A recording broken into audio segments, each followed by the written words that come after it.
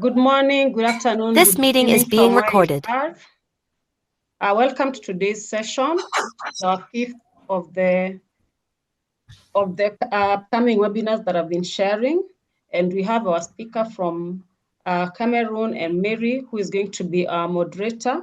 Mary is a seasoned professional teacher of English in Kenya, and with a vast experience in teaching both primary and secondary levels. She's passionate about transforming learners' lives through meaningful learning experiences, and she enjoys integrating IT and project-based learning activities to enhance learners' creativity and understanding. Mary is also our board member of IELTA Kenya. She is under the learning coordinator and also a 1 million black belt and ambassador. Welcome, Mary, and welcome everyone to the session. Thank you. Thank you. Thank you very much for that warm introduction.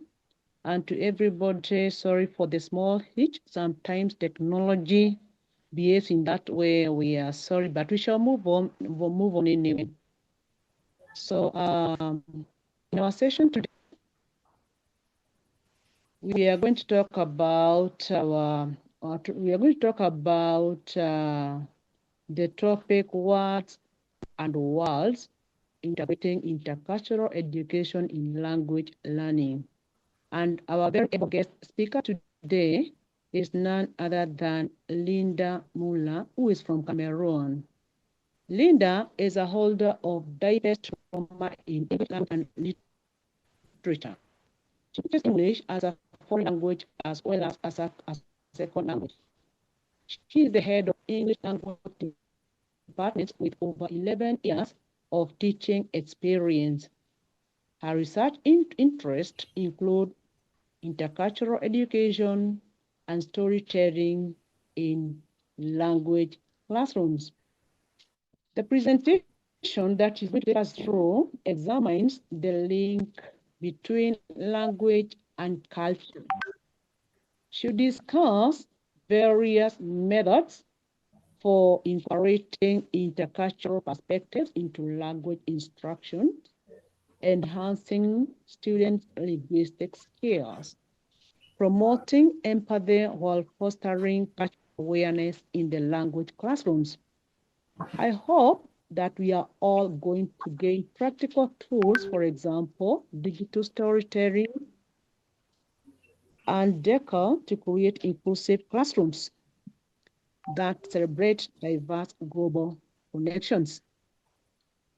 Leader, kindly please take the floor, and to everyone, welcome. Let us learn together. I'm Leader. Hello, everybody. Good afternoon, good evening, and I don't know, good morning.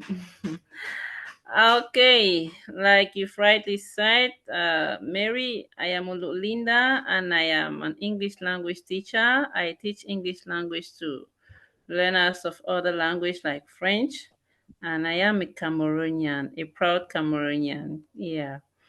Okay, I'm so happy to be here today to talk about my presentation entitled Words and Worlds, Integrating Intercultural Education in Language Learning. Hello? Hello, we can hear, just go ahead. Okay, all right. So the title of my presentation is Words and Worlds, Integrating Intercultural Education in Language Learning. So I am going to say how our words can meet with the worlds, with other worlds. I am going to talk about how we can integrate our cultural aspects into the learning or the teaching and learning of the English language. Okay, very quickly, I am going to put my next slide that has to do with my plan. I am going to talk today about an overview and definition of intercultural education. And the second aspect that I'm going to talk about is the importance of intercultural competence or intercultural education in the classroom or in the teaching and learning of the English language. Then I'll move straight to talk about integration strategies, and these are going to be strategies that we can use in order to integrate intercultural language into our classroom or into our education. The next aspect, I'm going to talk about assessment methods. How are we going to assess our students when we talk to them about intercultural education? How are we going to assess our students? And that notwithstanding, we're going to move to challenges and solutions because integrating intercultural aspects into the English language is not that easy. There are some challenges, but then I'm going to provide some solutions, some possible solutions that we can use in order to overcome the challenges. And then I'm going to conclude and I will be ready for questions and answers. That's just very brief, right? Okay. I'm going to continue. I'm going to begin to talk about Cameroon. Cameroon, as you can see, there's a picture there about this some aspects that we have in Cameroon, because Cameroon is and 50 ethnic groups in Cameroon. There are just so many, 250 ethnic groups in Cameroon. And in Cameroon, we have two official languages since Cameroon was colonized by the British and the French. So we have the English language and the French language. And the French language is the dominated language in Cameroon. In Cameroon, we also have many indigenous languages, like we have Lamso, we have the Ngemba. Those are other indigenous languages that we have in Cameroon. And if you look at some of these pictures here, we have the reunification monuments there, and we also have pictures that present the north region of Cameroon, because in Cameroon too we have 10 regions of Cameroon.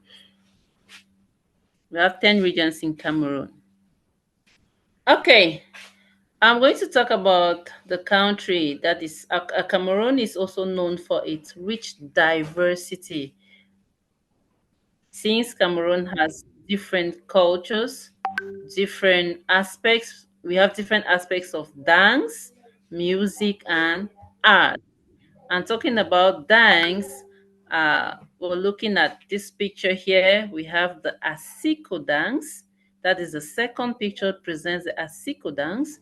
We have the Mbaya dance. The Mbaya dance is presented on the third picture. And we also have the Makossa dance. The Makossa dance is the fourth picture, and we have the Bikutsi dance. That is the first picture. The first picture presents the Bikutsi dance, and the second picture presents the Asiko dance. The third picture presents the Mbaya dance, and the last picture presents the Makossa dance.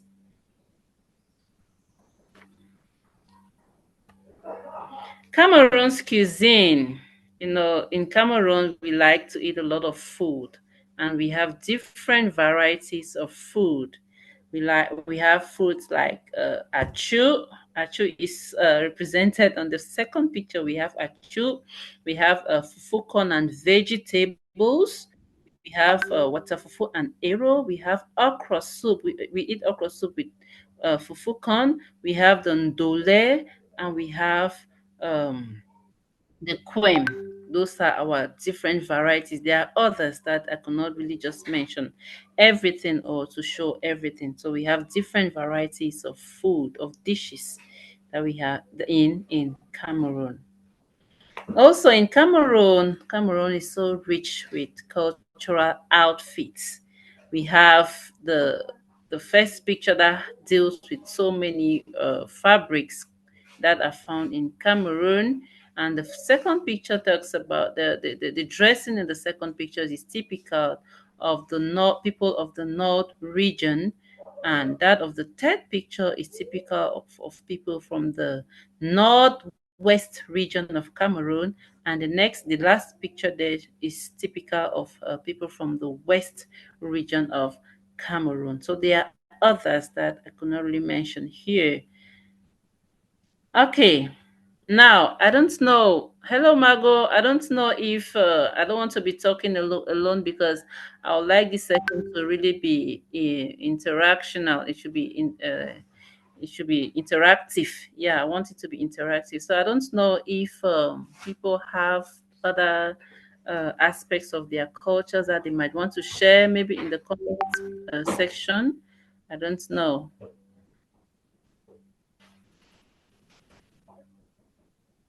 Hello, Margot. Harriet saying yummy and delicious foods there. I love Oh, eating. She loves eating. Then she also oh, says she loves cultural wares too. And I can say okay.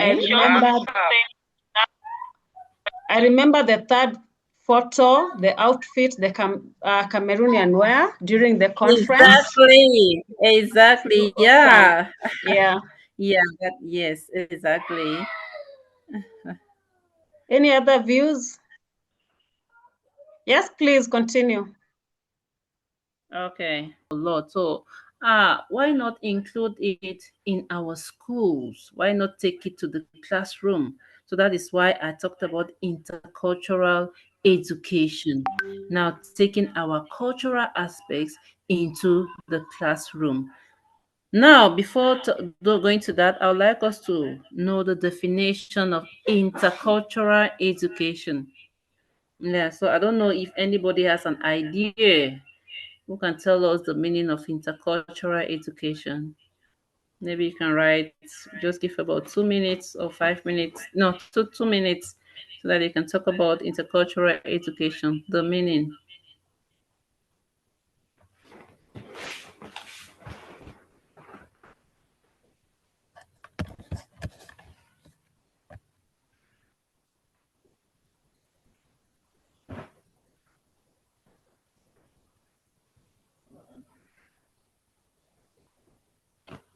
Hello. Hello. Okay. I don't know if anybody has an idea about intercultural education. Yes, we have Brian saying learning about different cultures away from your own culture. Exactly. Great. Learning about different cultures away from your own cultures. Good. That's great. Any other person?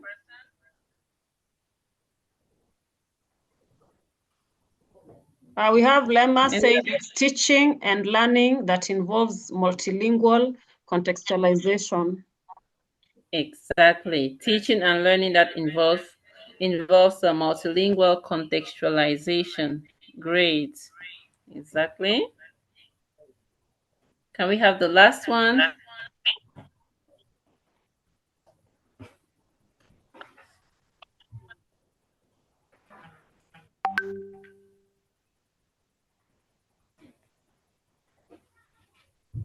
Okay. All right. So just continue. Thank you so much for your wonderful definitions. We have There is Brian one. and okay. Uh, the cultural outfit in the third picture is unique to Cameroon. In Uganda, we have the others, which we call kitenge. Intercultural Wow. education is an approach to teaching and learning that promotes respect, dialogue, and understanding among people from different cultural backgrounds. Exactly. And Wow. Okay. the last one is from Ramsey, understanding the needs of different students, cultural contextual context, and incorporating in our lessons. Great. Wow. That's great. And what's that? Alitiro, Harriet. Harriet talks about the kitenge. Wow, that's great. The kitenge. I like that. I'm so involved. I like our traditional outfits a lot because I like our culture. Yeah. Okay. Understanding the needs of different students' cultural context, yes, and incorporating in our lessons. Exactly. Okay, thank you so much for your reactions. I'm so grateful. Okay, so now we just have to continue. I'll have to talk about your definitions are all great. I love the definitions. Okay, so now I would like us to look at a definition from a scholar. Okay, about intercultural education. This scholar, Dr. G.W. McAllister, 2015, says that intercultural education is described as a pedagogical approach that integrates cultural differences into the learning process, fostering critical thinking and empathy among students. And he says that it aims to prepare learners to navigate a multicultural world by understanding diverse perspectives and engaging in meaningful dialogue. Yeah, so you see, it ties with the definitions that you people have given. And then another definition from a second scholar, Professor Helga. Yeah, he says that intercultural education is defined as an educational framework that focuses on promoting cultural awareness, understanding, and respect among students from different backgrounds.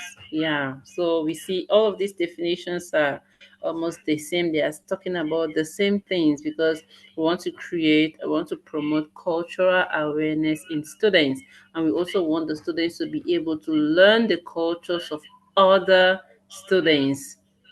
Yeah, so that's the definition. Okay, now we move on to the importance of intercultural education.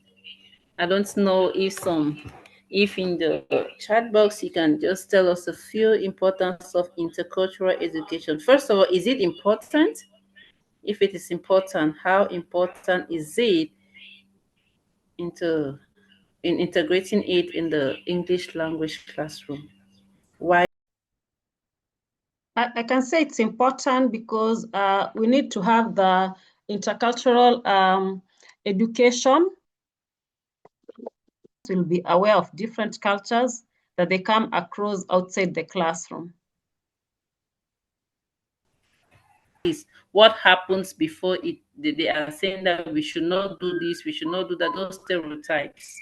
So it increases in them critical thinking skills.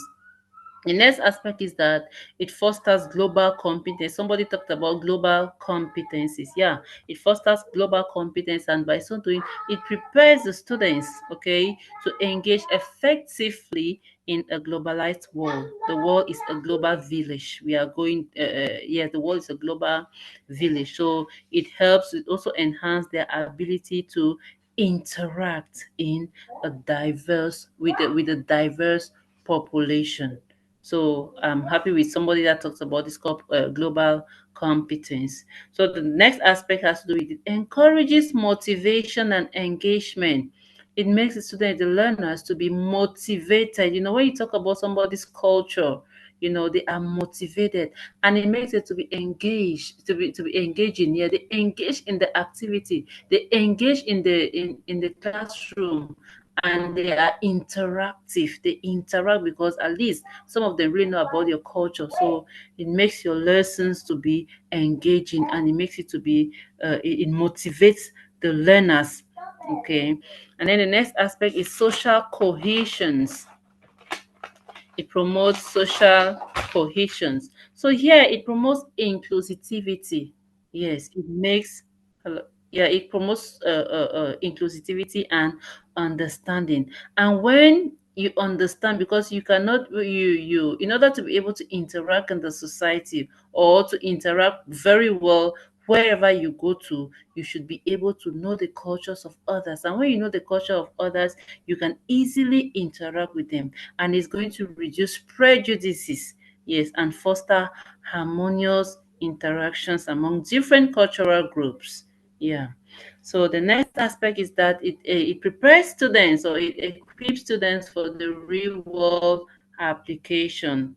Yeah, it equips the learners with skills that they need in order to face real life situation, because teaching today has to do with more of real life situations. So when we interact, when we integrate our cultural aspects in teaching, it prepares the students more for real life situation, because these are things that they have come across. These are travels. When they travel, they go and they meet people from other cultures. Since they have studied that culture, they will be able to interact with those students or with those other people. Even it also even work with work related aspects. Yes, it makes them to also to be able um to interact in real life situations like work, like travel, and even social interactions and in multicultural environments. The last one I'm going to talk about is lifelong learning. It encourages the learners, okay, to be curious. It encourages on curious. It encourages curiosity in the learners. They want to be curious about other cultures. They want to know, okay, if in my culture we don't expect, they say, for example, so people should not split wood at night and all this. Is it the same thing that is happening in other cultures? So they start asking questions about other cultures, okay, and it promotes continuous personal and professional development in these learners. Okay, we move to the next aspect of our plan that has to do with how to integrate intercultural education in our classrooms. Anybody with some ideas? How can we integrate intercultural education in our classrooms? We already know the importance of intercultural education. How then can we integrate it? How then can we implement it into our classrooms or into our educational system? How can we do that? Please, I just give like 2 minutes for ideas and for comments on that. My end, Martina has said by dramatizing in class. Good, by dramatizing. Great. Perfect. Yes, by dramatizing. You could Right. also ask learners to come with different like types of food that they take from their home, and maybe have a corner behind the class where they show different cultural meals from different tribes and cultures. Then they can study Great. that as well. Yeah. Great. That's perfect. And the students will gladly do that. They like activities like that. That's perfect. Then you have from Yeah. Harriet, multilingual language learning, multicultural music, etc. Good. Then Yeah. conducting debates Multicultural. about their cultural values. Very good. Debates. Great. And also most of the schools, they always have a cultural day, just the way we had during the conference, a cultural day, and people came with different Yes. attires. Yeah. So maybe you can Yeah. have that as Great. well in class and people come and perform. Then we have a nice one Great. from Moses. He says use group projects and cooperative tasks that require students from different backgrounds to work together toward a shared goal. This necessitates real interaction and mutual understanding. Very true. Great. And we Very have, great. have Project-based learning. Yes. creating different cultural scenarios. Then Ramsey says, So the first aspect here that I want to talk about is curriculum enrichment. Yeah, curriculum enrichment. So include diverse texts. It means that we have to select literature and resources from various ethnic groups. For example, like I talk about Cameroon, we have about 250 ethnic groups in Cameroon. So if we can be able to include this diverse text, to talk about text that deals with our cultural aspects, like our ethnic groups. For example, I want to make mention of, in Cameroon, we have the Bantu group, we have the Fulani groups, okay, we have the Pygmies in Cameroon. So if we can include all these cultural aspects in our curriculum, we will be able to be integrating intercultural education in our teaching and learning process, and this will expose the learners to different perspectives and storytelling traditions. Okay, so that's the first aspect. We include it in our curriculum. The next one is that we talk about project-based learning, like somebody talked about project-based learning. If you can see here are pictures. These are pictures of what I did in class. This is a project-based learning. I asked my students to go out there. I formed them into groups. Okay, I partitioned them into groups, and I asked them to look at any traditional aspects that they like, and they try to come up with to do it, and to bring it to class and present it and tell us how they came about that aspect. So this one here is art. I think this is arts and craft. Yeah, if you see the back there is being done by a thread. I don't know, this wool thread. Yes, the wool thread. They do it with the wool thread. And then if you see the slippers there, it's been done by a fabric. All right, a fabric of the that we have in Cameroon. So the students did that. They used the fabric to do all to do all that. That's a project that I gave them. And if you see here, this other one here is like a foot. That's not that's a handball field. Yes. So they did this with what we call a type of stick that they call bamboo. I don't know if you know that already. They did that with this bamboo. Is They used the bamboo, and they made these players there with the bamboo, and they made the goal. That's a basketball, yeah, basketball. So they made the goal there with a bamboo. Yeah, so they did that, and it was so interesting. They came to class, they presented it, and they were so happy talking about it. So when I gave them some time, so they went out there, they did their research, and they came up with this wonderful artifact. It was so great. And if you look this other one here, this one has to do with drawing. Yeah, the students went home and they had to draw. These were my CZM students, like students in Form 1. They went home, they had to do drawings about this one. We're talking about hygiene in the classroom. We're talking about hygiene, and they were talking about the different ways in which hygiene can be carried out. You wash your hands after using the toilet and all those things.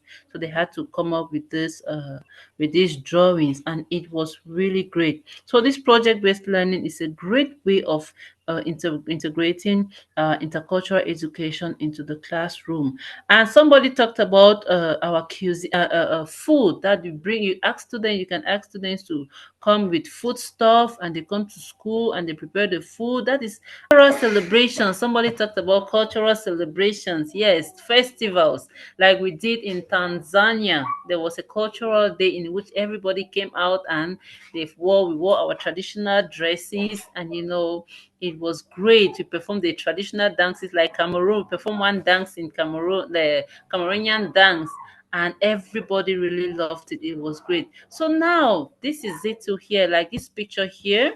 It is in my school. There was this I think that day we were celebrating bilingualism day, and I had to prepare my learners to come and present a traditional dance here. Yes, they came and they presented a traditional dance. This was a cultural celebration. So I prepared my students. They came to class in front of the other teachers there. They presented this traditional dance, and they were so happy. And some of these things, before presenting it, some of them even tried to explain the dance. Some of them talk about the dance. They first of all explain it. And by so doing, they are also fostering the English language. The students easily learn the English language. It makes your teaching of the English language to be so swift, interactive, and easy. Yeah. Okay, the next aspect is storytelling and song. Somebody talked about storytelling. Yeah, so that is why even in our conferences, yeah, we also had the idea of storytelling. I know Tina is very good at that. Yes, we have an idea of storytelling. So when we do in our conferences, we also take it to our classrooms. Yes, storytelling and songs. We tell the students stories, mostly stories from mostly our traditional stories that talk about our custom, our traditions, talk about our cultural aspects. Yes, you tell them stories, you even sing songs to the students. At that point in time when you're doing that, they are keen. The classroom is quiet. And when you tell them these stories, after that you ask them questions, they will answer the questions. Because I teach English language mostly to francophones. Yes. And these francophones, they know more of French. They don't really master the English language because their first language is French. So these are the things that we can do so that the students can easily learn the English language, because they might want to always communicate. They might want to talk about their own stories, because when you tell them the stories, you give room for them to even continue your story. You can tell the story and end it, and you don't even end it, or even if you end the story, you can tell them to always continue the story in their own words, and they will be able to do that. Yeah, some students really do that. They come up with wonderful stories on that. And then you also have reflective writing. Yeah, we hear the students express their feelings, okay, and their insights after learning these different cultures. They express it now through writing, and in that case you're encouraging, you're developing their writing skills. When you tell them stories and they come, they develop their speaking skills, because they are listening and speaking skills, because they come to class, they listen, and after that they talk. And then this reflective writing, now you also develop their writing skills, because you can tell them also to write about their feelings. How do they feel about the story?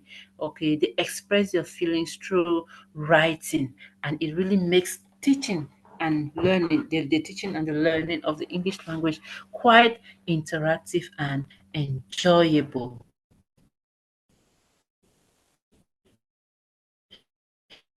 Another aspect is that you create critical thinking. Engage learners in debatable topics about even these stereotypes. Yeah. Why? Because here in Cameroon, we have so many stereotypes. Oh, we don't have to blow whistles at night. I don't know if it exists in other in your own cultures. I don't know. We say don't we don't sorry. He said we don't blow whistles at night. Yeah. And they say if you blow whistles at night, there is this witch that is going to take your voice away. So you engage students in this kind of critical stereotypes. Why should they say so? Don't sweep we don't sweep the house at night because you are sweeping out your destiny, you're sweeping out your luck. You engage students. Why should they say that? And they will give their points of view, and you make them to be critical. Yes. And then yeah, they even take it as debate topic. Like this one, this was one of those things that I did in my class. It was like a debate about some of those aspects, some of the do's and the don'ts about our culture. So the students, they present that was a debate. Yeah, and that was a moderator there, so it was quite engaging and interactive. It is really great. All right. Now, I'm sure I've talked about these things. Now, I want us to talk about how now to assess. How do we assess our learners? How do we evaluate them? Because, when we are teaching, we also have to evaluate. Now, if we want to integrate this intercultural education, how then do we assess our learners? I don't know if people have ideas on it. Maybe you can write them still in the comment section. How do we assess or evaluate our learners when we talk to them about intercultural education? How do we assess them? Any ideas? Like 2 minutes?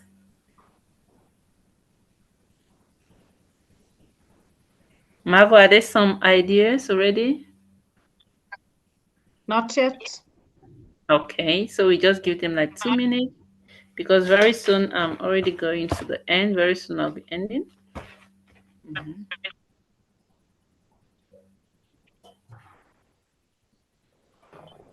Okay, how do we assess our learners? I've talked about critical discussions, project-based learning. We've talked about Okay, we have one social. from Dominic. He says Okay, depends on the skill we want to assess. okay, great. It depends on the skills you want to assess. For example, let's take for example a writing or speaking skill. How do you assess your learners on that? It depends on the skill. What type of skills?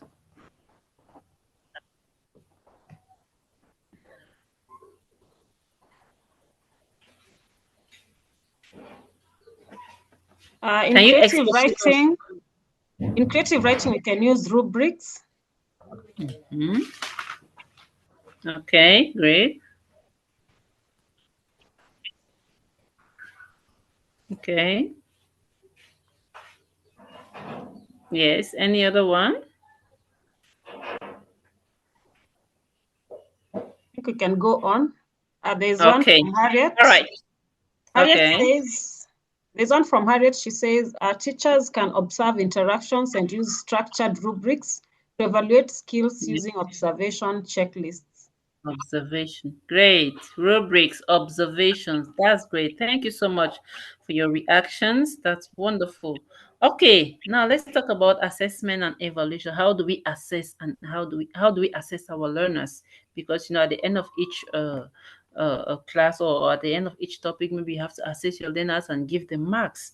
Okay, here we can use formative and summative types of evaluation. Those are the type of evaluations that we do here, the summative and the formative evaluations.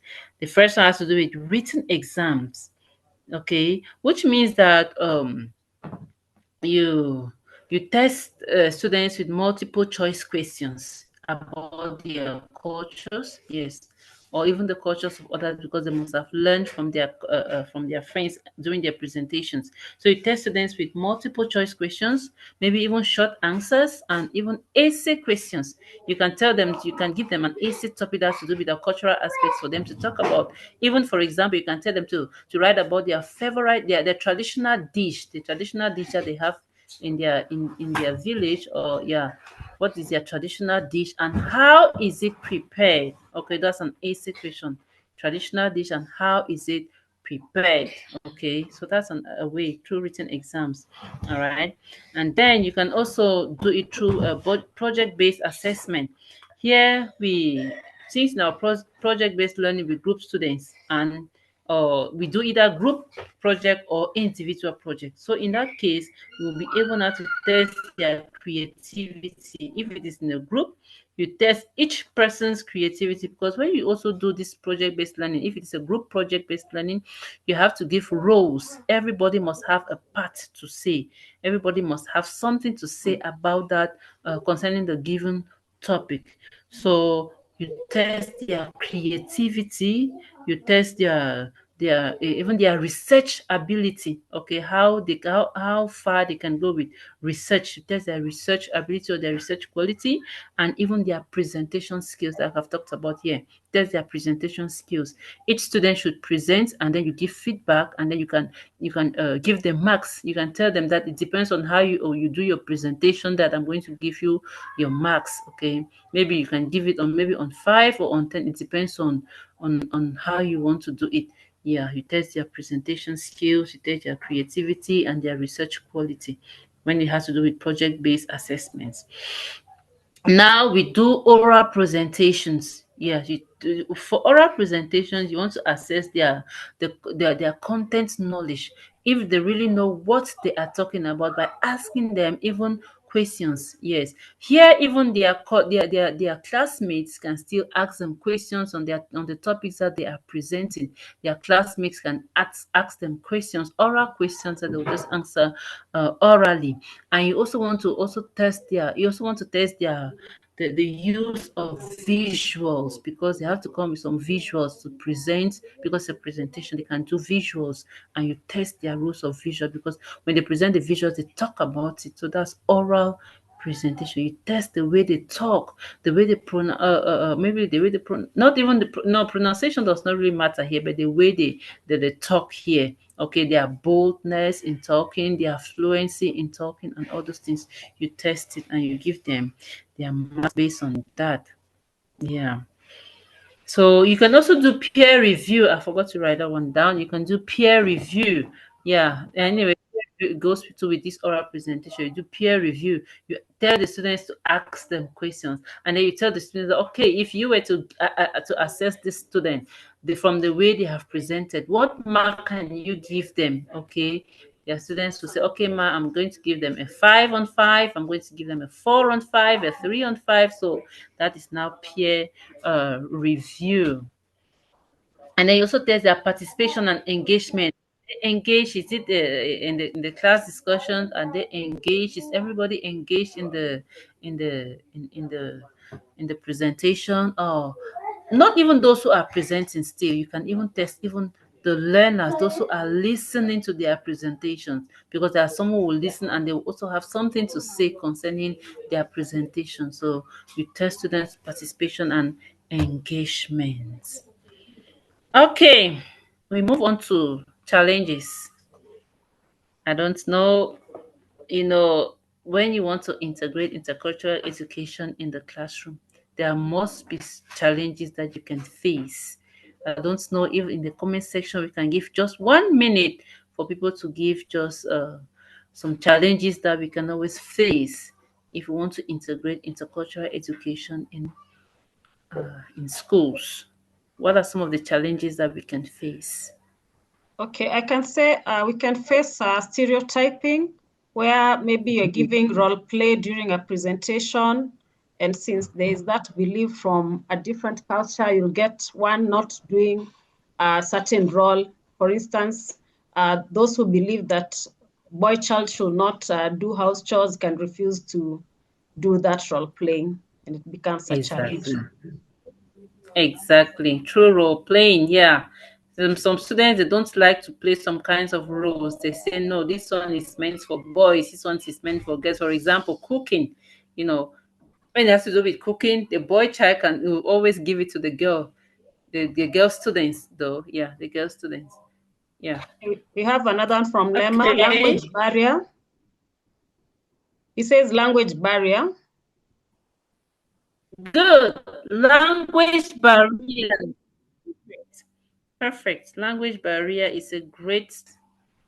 Any other one? Okay. Yeah, we have one from Brian. Limited time to practice the culture fully. Good. Hello, Exactly. Time hello, constraints. Limited. hello, Yes. hello. Gideon, you want to say something? Yes, Uh-huh. yeah, Okay. I'm sometimes to inadequacy from the part of the student thinking he or she is not capable of performing that task. Great. Then we have another one from Martina. Says some learners may be shy to present in the oral presentation. Okay. Yes, some learners might be shy. Yeah, not all learners are bold. So some might be really shy. Great. Some might be very shy. Yes. Hello, hello. Yes. Go Yes, ahead. some students who are bullied not to participate in the activity I by didn't get their that, please. colleagues. Some are bullied by their colleagues for Okay. maybe trying to take part in here. Okay, some are bullied by their classmates. Okay, some students are bullied by their classmates. Maybe they want to take a role and they start, you don't know how to do this, how are you going to do that, and everything. So some of them are bullied, yes, and discourage them too from participating. Yes. Uh-huh. Okay. Okay. All right. So that's great. All your answers are wonderful, and you just speak my mind and most of the things that I've written here. So we have challenges and some solutions. The first one is stereotypes and prejudice, like Margot already talked about stereotypes. Okay. So we have some preconceived notions about cultures that can hinder open dialogue. There are some topics about our cultures that students might not be able to talk about. It's like a taboo. For example, in Cameroon, maybe you cannot say how, or maybe a chief. Okay, when a chief, you don't even say that a chief is dead. You don't say that. Okay, you don't say that the chief is dead. You don't even. There are some things that you don't even say. Okay, yeah. So those stereotypes, like I've made mention of the sweeping at night, whistling at night. So those preconceived notions, they hinder open dialogue, and they even make some students not to be able to. There are some students who really know more about their tradition, but also there are some inner some secrets about the tradition that it is normal that they cannot be told. Okay, so students will always hide that. So for the solution on that, we can incorporate activities that challenge stereotypes and encourage students to share their experiences. Yes, we talk about this, we openly talk about these stereotypes, and we ask some students to share their experiences. Though some will still be shy to say it, or some will still be afraid to say it, but at least others will still want to talk about them. Okay, time constraint. Somebody talked about time constraint. We don't have enough time because many teachers really want to finish their program. Yes. So teachers may feel that they lack time to implement this intercultural education in their busy schedules. We want to finish our program. There is no time to give projects to students. It is time consuming. They have to go and spend more time. And even when they come to class to do the presentation, they spend more time. Even to arrange students, because to group students to do this presentation, it takes a lot of time. So teachers might not really want to do it because maybe they think that they might not be able to finish their programs. Okay. So with this, we can just encourage some of the teachers to do it even like once per term. You can even do it twice, or yes, twice per term is still good. You can carry, because in Cameroon we have 3 months. The first time is 3 months. So in that 3 months, if you can carry on one of these intercultural activities, if you can this cultural activity, if you can do this project-based learning even just once or twice. No, twice is okay. If you can do it just twice, at least you must have impacted the learners. You must have, there must be something that they will take home from it. There must be something that they are going to learn from other students through it. So we have to focus, we have to identify essential intercultural competencies to teach within existing time limits. So we look at our time limits, and then we look at those aspects, those cultural aspects that are easy, uh, uh, that can easily match with what you're teaching, and then you ask them to go and do it. Okay. We are gradually coming to the end of my presentation, and you can see there is a picture there. There, that is my students, my troisième students. I asked them to to perform a traditional dance, and in the course of performing this traditional dance, one of them came up to me. They gave me what I'm holding there. Is that this thing is mostly held by our queens, or the queens. If you're not from the palace, you just hold that thing there. So they brought it, they held it, they gave it to me. They danced and they came and gave it to me, that I have to come and join them in dancing. So I had no choice. I just went in, I joined them, and we all danced together, because I was videotaping it. I didn't even know that they'll come and give me that thing to hold. So I just had to hold it, and I went and joined them in dancing. So I didn't know how to do the dance step, but I had to learn it from them.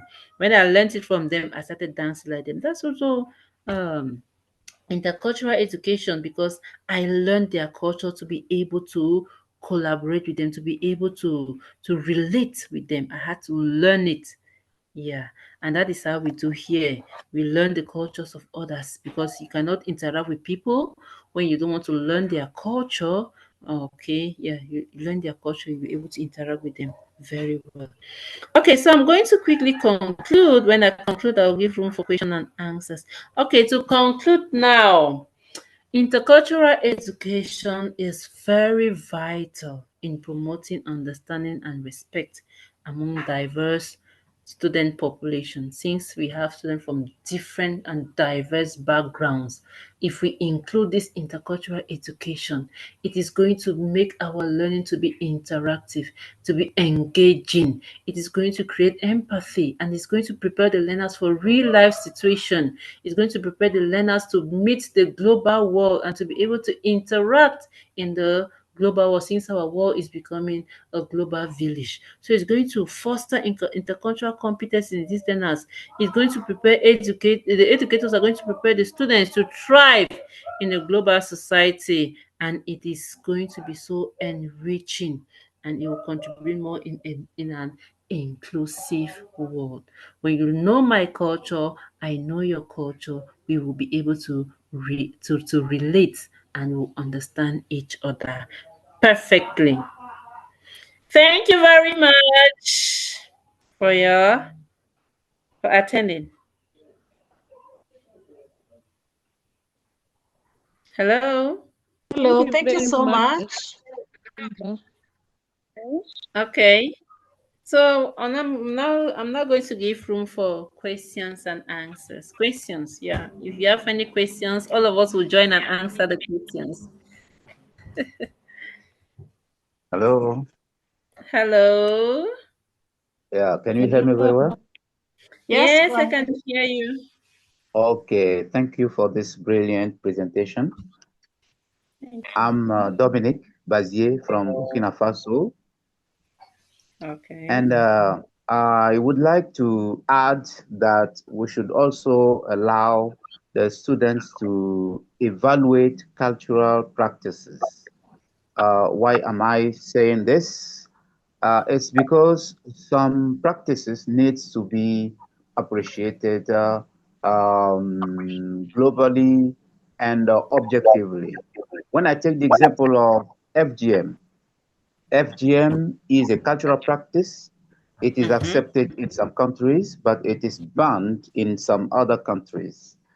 And Exactly. FGM in my country, for example, they passed a law that bans FGM because of scientific proofs that FGM is not a good thing. So, which means FGM cannot be a good cultural practice.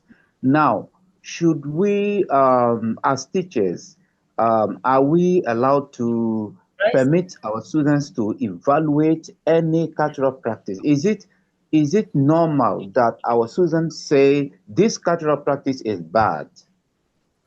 Is it feasible? Thank you. Okay.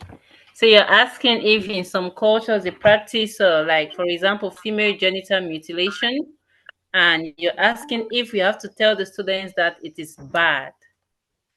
Yes, and even if the students are allowed to appreciate it, to just tell what it is to them, is any Oh, students allowed to say this is bad for me or this is good for me?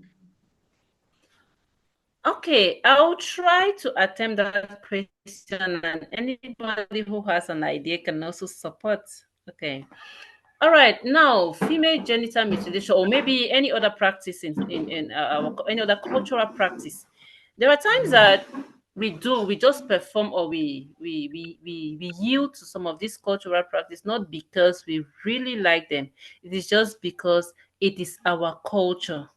And if I want to tell a student, that's why I talk about critical discussions. We'll discuss about it, and I'll ask the student, okay, look at female genital mutilation. Is it a good practice? That is your culture. Maybe they practice in some areas of in some areas. Is it a good practice? Do you really think that it is good? What are the effects of these practices? We make them to talk about it, because when they talk about it, at least it releases some tension in them. It makes them to even know more about it, because there are some others who don't even know that those kind of practices exist. So when we talk about it, when we encourage our students to talk about it, it makes others to know more about it, and even makes them to know more about it. And if they talk about the effects or the consequences of these aspects, maybe maybe we can try to eradicate it or to abolish it. I don't know, because it's not a good culture. Okay, there's a question from Lema. He's asking, what kind of dance did you dance in Dar es Salaam among the demonstrated?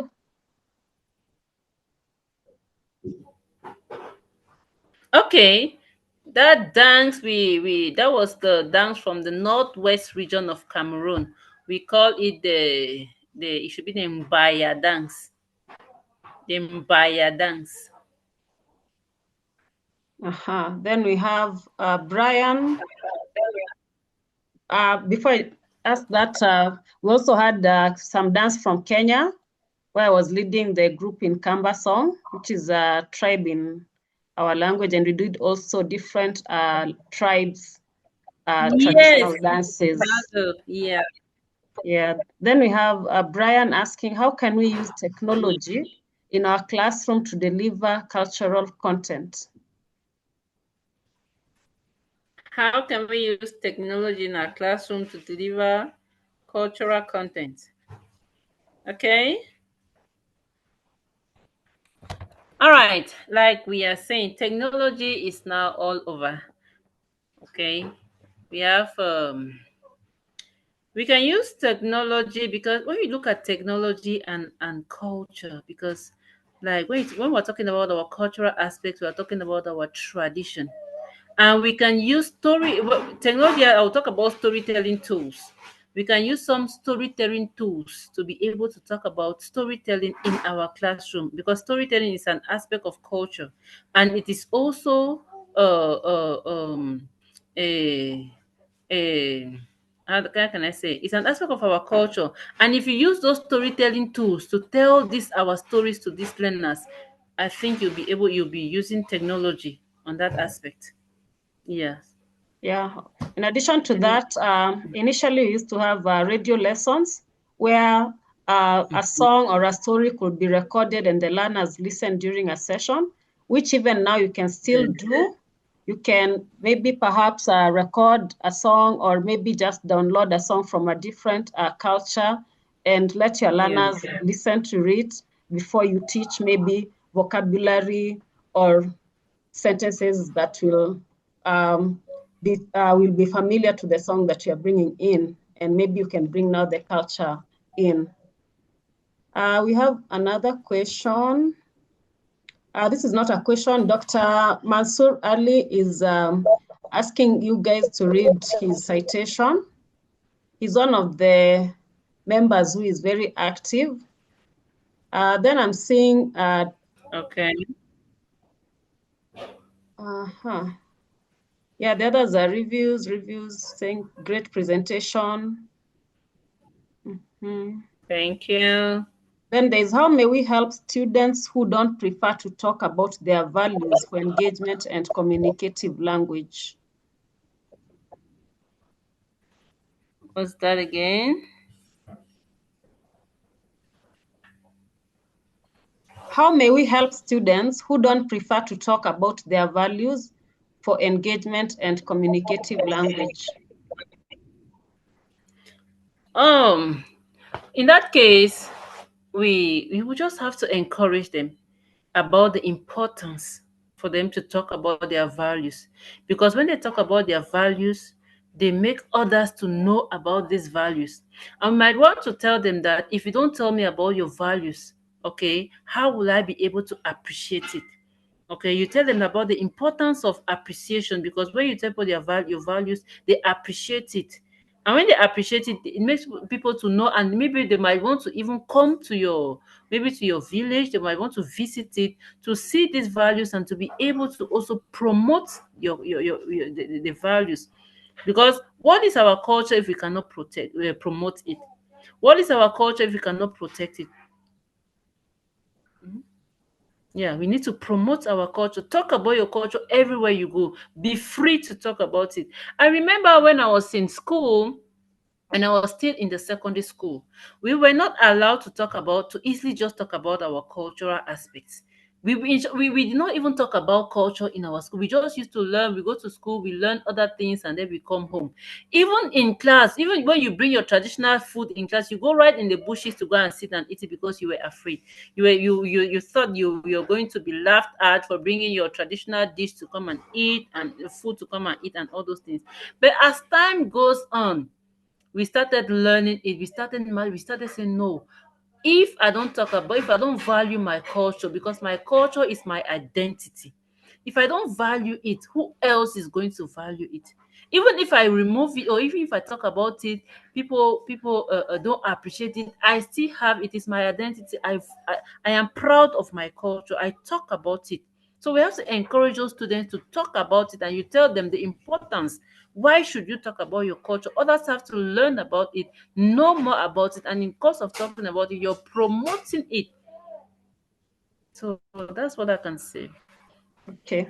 Then we have Mary saying, to learn a language is to have one more window from which to look at the world. That I agree. Okay. So at this Great. point, I'm not seeing any other questions. I'll invite Brian. Brian, hope you're ready. You can give a review of the session.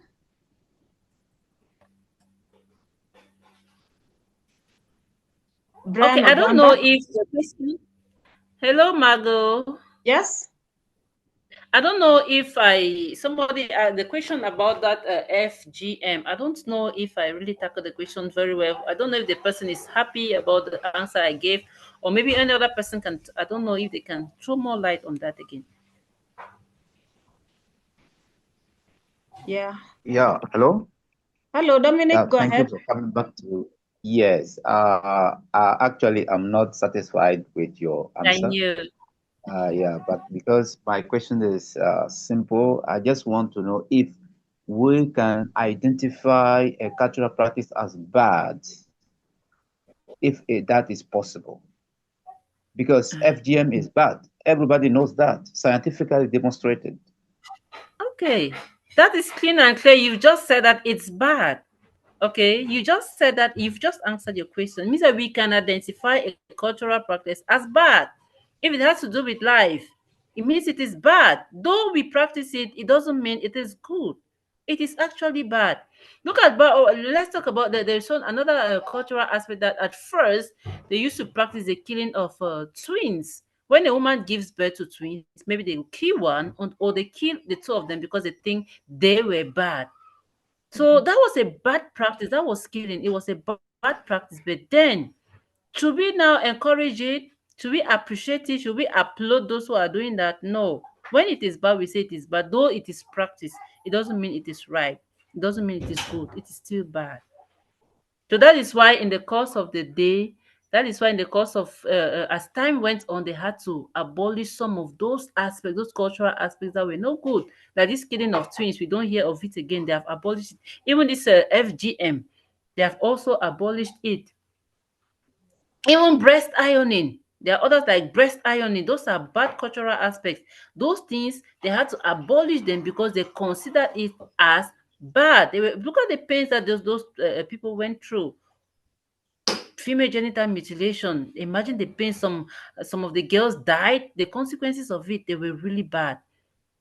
So if we can, it is good to tell the students that these cultural practices are bad, and we even cite this example to tell them that that is why they have been abolished. They don't want it again because they were bad. They had bad, so many negative consequences. Yeah, now I'm satisfied. Now you have to Yes. not And forget that in some countries it is still practiced, it is still allowed. yes, Now, it is. saying to a student who is from that part of the world where FGM, for example, is permitted, is practiced, saying that FGM is bad, I don't know. It's Okay, not. It's not. let me try to explain again further. Right now, I don't just have to come and say it is bad. I will not come and tell the child that female genital mutilation is bad. I just no. There is a way of doing this. There is a way of telling a student that this aspect is bad. You just try to tell them about, okay, what are the consequences of this aspect of this practice. You ask the just from your questions, even the student will tell you that it is bad.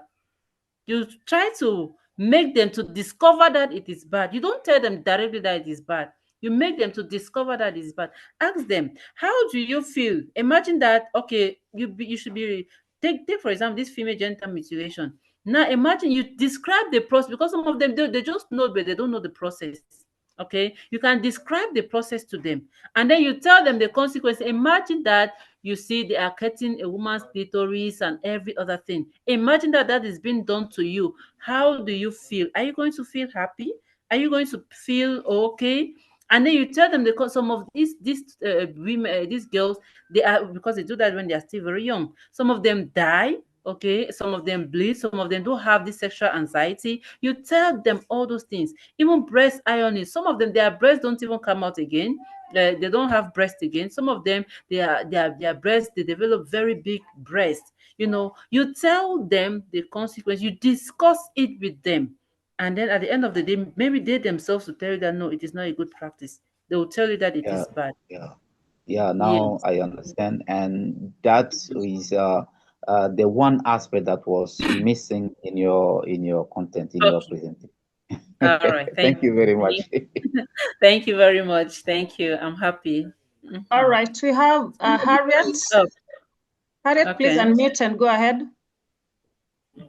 Oh, thank you so much. I'm actually enjoying the presentation. To me, it's like it has just started. The discussion has just started, and it's getting really more interesting.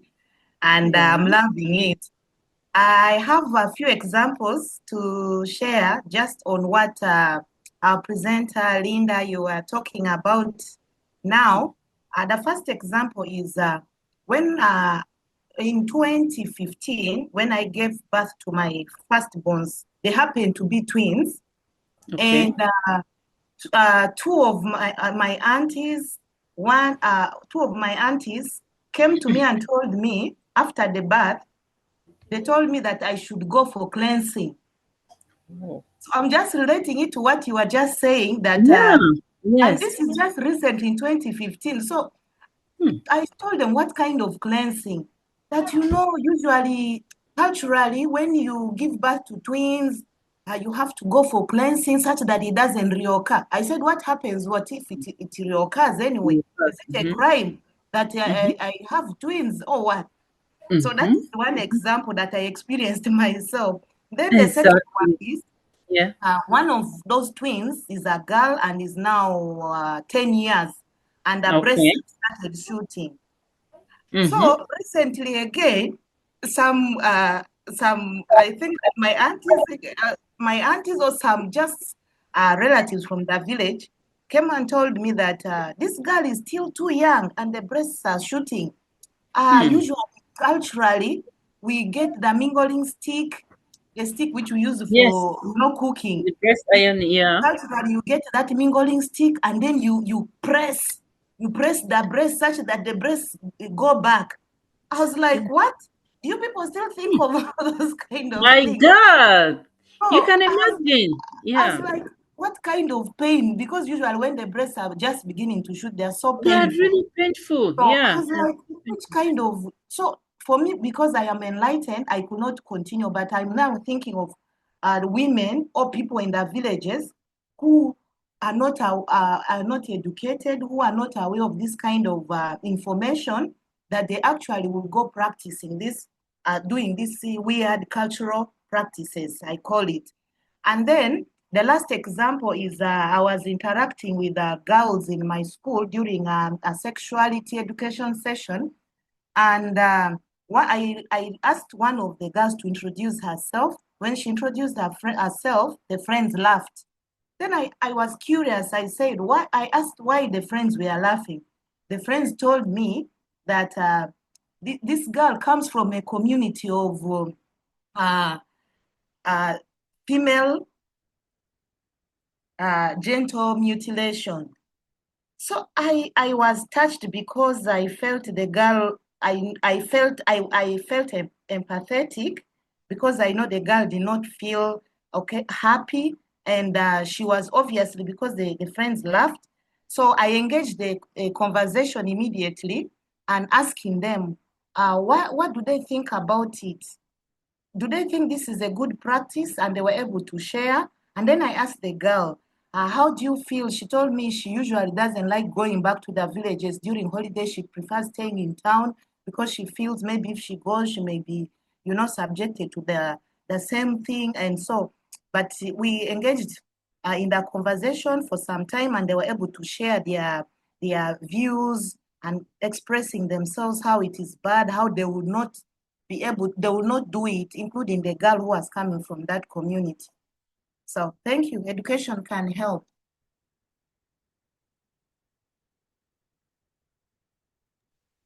Thank you, Harriet, for that.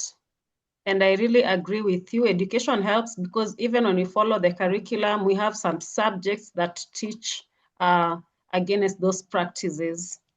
Then we have Rosa, who says we can encourage them without them realizing they're being asked by starting to promote their culture or introducing controversial topics about culture. So they may join the group and begin discussing their identity and culture. But the problem is, what if our students refuse to communicate in English for various reasons? What can we do then? It's a question open for everyone. If the problem is students refusing to communicate in English for various reasons, and what can we do then?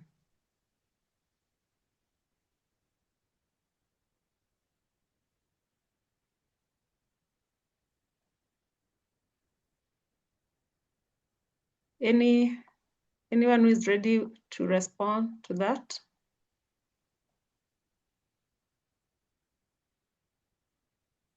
For the English communication, when we follow the language policy, for instance, in Kenya, it says that you introduce the learners in the lower primary, you use a mother tongue or the language in the catchment area.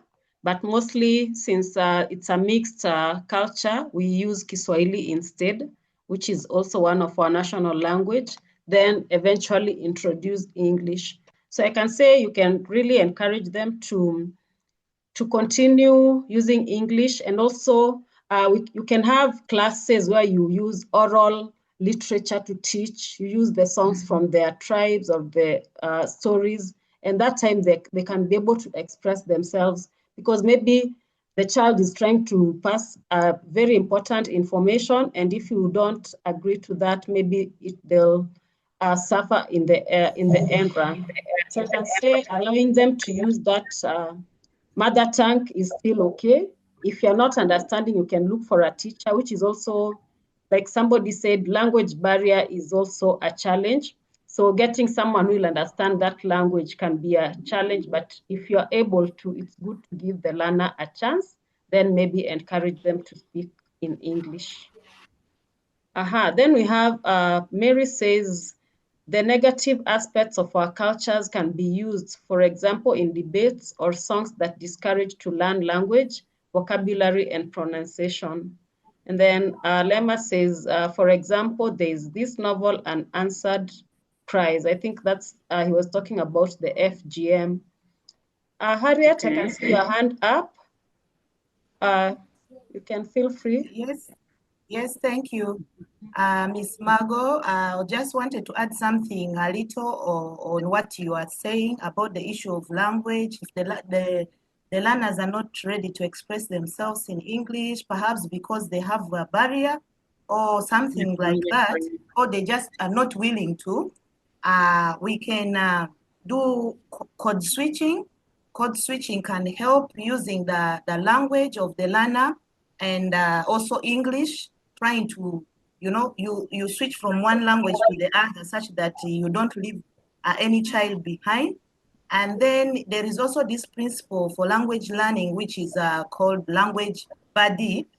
A language buddy in a classroom can be a friend or a student who knows the target, who knows the target language, the language of instruction, but then the other learner who is not able to express themselves in the language of instruction, this one who knows can guide or can translate or can explain the other.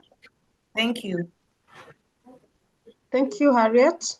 The last response is, our role is just to encourage tirelessly. I agree with you, Lema. Thank you. At this juncture, welcome back, Linda. I don't know whether Brian, are you ready to give a review, or Lema? Feel free, one of you. A general review of the entire presentation. Brian, are you sorry, there? Okay. Alijapata mwaka jana Okay, Lema, I can see you are unmuted. Please go ahead. Okay. Hello. Hello. Hello, go ahead. We can hear you. We can Yes, hear you. thank you. But to sum up, I have been thinking of just that. It is very important. The topic is very important to help our students who are coming from different cultural settings, so we can just proceed helping them through our topic that is taught today. That is what I can say. Okay. Okay. So any other person before we call it a night, a day? Hello. I don't want to leave anyone locked out. Okay, Brian, go ahead. Oh, yes, thank you. So I want to appreciate our presenter today, Linda. You have done so well. Thank Yes, you. one, and I can attest that on behalf of the other members, the presentation was wow. Yeah, so especially my friends who have learned a bit about Cameroon. Yeah, so for example, the food we are eating over there, so they are taking to me. So if I have a chance, maybe one day to visit that country, I'll start or try some of the cuisines I've seen over there. So to us members also, I'd like to say that it's a challenge to us now to incorporate the intercultural learning into our lessons. Because, for example, here in Kenya, some of the children are being brought up in the towns and they have no idea of even the culture. They don't have a bit of knowledge about their culture. So it's a challenge to us teachers to bring in the cultural system into our lessons. Thank you, and have a good night,